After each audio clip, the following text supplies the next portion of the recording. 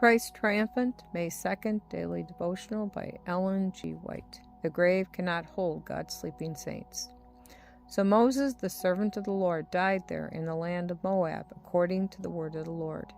Deuteronomy chapter 34, verse 5. After sin entered the world, Eden had been caught up from the earth, for God would not suffer it to feel the marks of the curse. As Moses beheld that lovely garden in vision, an expression of joy came over his countenance. But the servant of God was carried still farther. He saw the earth purified by fire and cleansed from every vestige of sin, every mark of the curse, and renovated and given to the saints to possess forever and ever.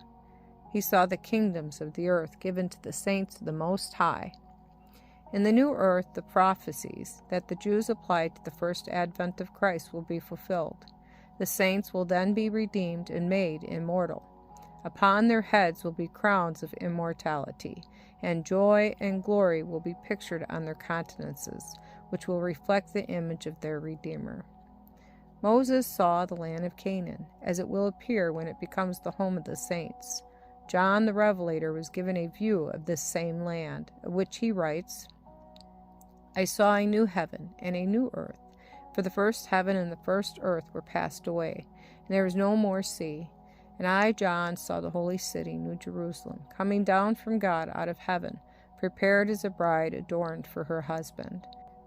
And I heard a great voice out of heaven, saying, Behold, the tabernacle of God is with men, and he will dwell with them, and they shall be his people. God himself shall be with them and be their God.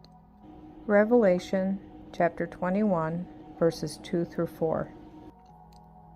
As Moses beheld this scene, joy and triumph were expressed in his countenance. He could understand the force of all that the angels revealed to him. He took in the whole scene as it was presented before him. His mind was firm, his intellect clear. His strength was unabated, his eye was undimmed. Then he closed his eyes in death, and the angels of God buried him in the mount, and there he slept.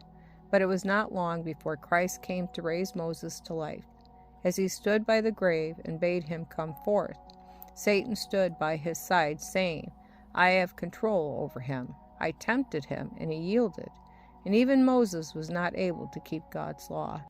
He was transgressed, and has placed himself on my side of the controversy. He appropriated to himself the glory that belonged to God. He is my property, for by his sin he has placed himself in my dominion and in my power.